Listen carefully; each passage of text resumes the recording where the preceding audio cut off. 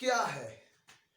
Ads stand for, तो जी ads ए से बनता है एक्वायर,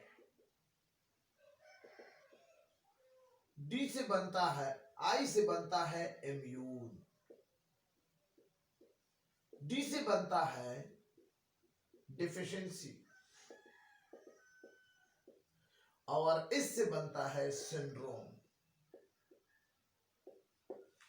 जी ए से बनता है एक्वायर, आई से बनता है इम्यून, डी से बनता है डिफिशिएंसी, इससे बनता है सिंड्रोम। एक्वायर का मतलब है टू डेवलप, टू अटेन, और immune protected from disease, deficiency destroy, less affected, और syndrome collection of disease from, जी collection of symptom of disease is called syndrome. तो जी एड्स वो बीमारी है जो कि it is a viral disease which cause by HIV virus. इससे पहले लेक्चर में मैं HIV वायरस के लाइफ साइकिल पढ़ा चुका हूं, आप अगर जानना चाहते हैं तो उसको आप कर सकते हैं। तो जी काजुअल एजेंट इसके क्या है? काजुअल एजेंट, सबसे पहले HIV वायरस जो इस बीमारी को फैलाता है ह्यूमन बीइंग में, ये एक कैजुअल एजेंट है। इसके अलावा हमारे इम्यून सिस्टम में टू लिम्फोसाइट है, एक T4 लिम्फोसाइट और एक T लिम्फोसाइट और एक B लिम्फोसाइट। जी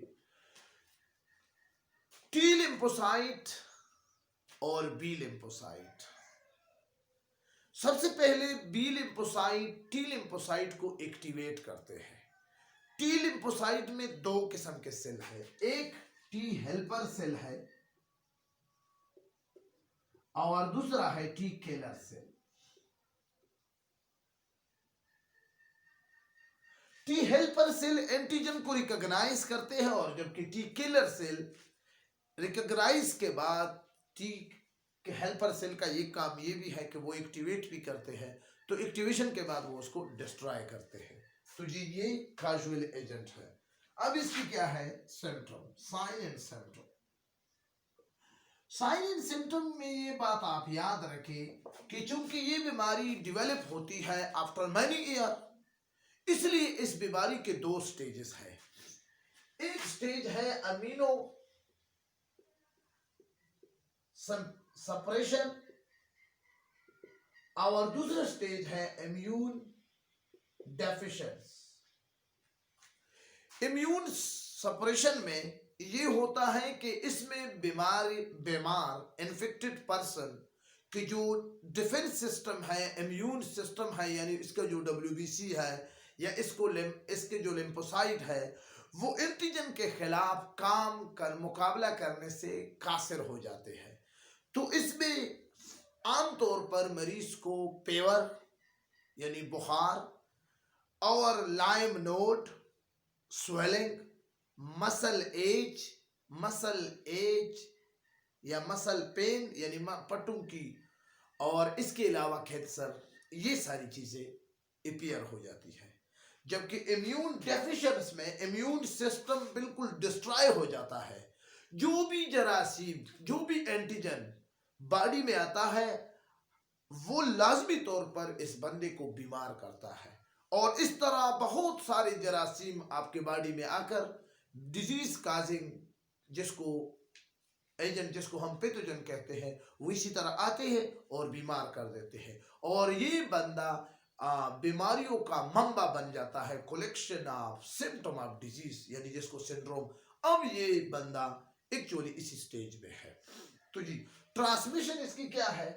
ट्रांसमिशन इसकी जी क्या है? ट्रांसमिशन यानी ये कहां से आपको मिलेगी?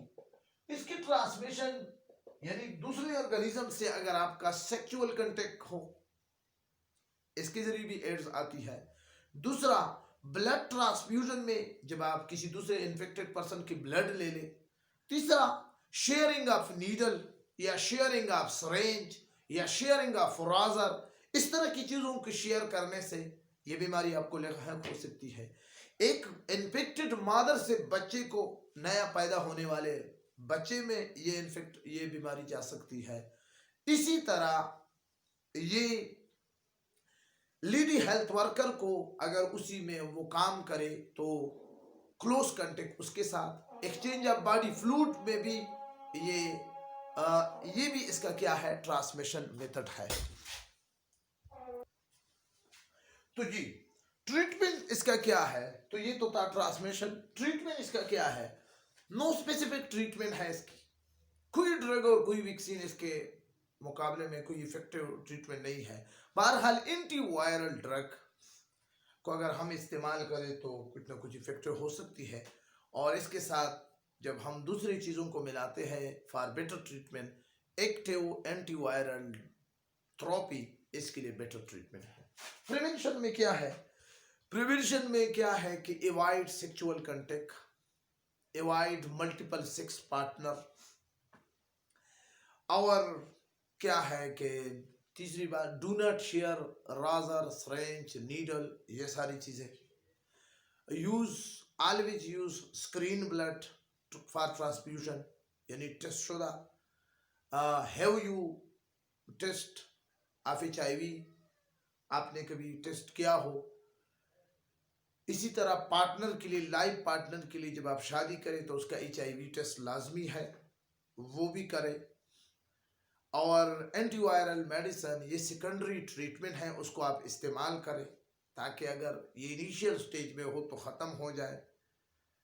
इसके अलावा इस्लामिक रूल्स और प्रिंसिपल्स को आप स्ट्रिक्टली फॉलो करें। वला तक़रबुज़्ज़िना इन्नहु कान फ़ाहिशतन व साअ सबीला, यानी इस्लामिक रूल्स और प्रिंसिपल को आप स्ट्रिक्टली फॉलो करें तो इस तरीके से आप एड्स से निजात हासिल कर सकते हैं।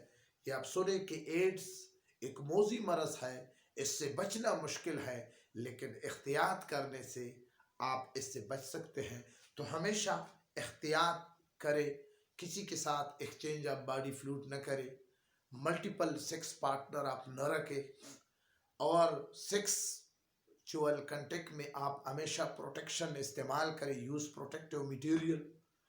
तो इस तरह की चीज़, इस्लामिक रूल्स को आप फॉलो करें स्ट्रिक्टली, तो इंशाल्लाह आपको फ़ायदा होगा। इसी के साथ नेक्स्ट टॉपिक पर के लिए मैं फिर हाजिर हूँगा, जो कि हेपेटाइटिस पे है। उस वक्त तक इजाज़त चाहता हूँ। खुदा हाफिज़।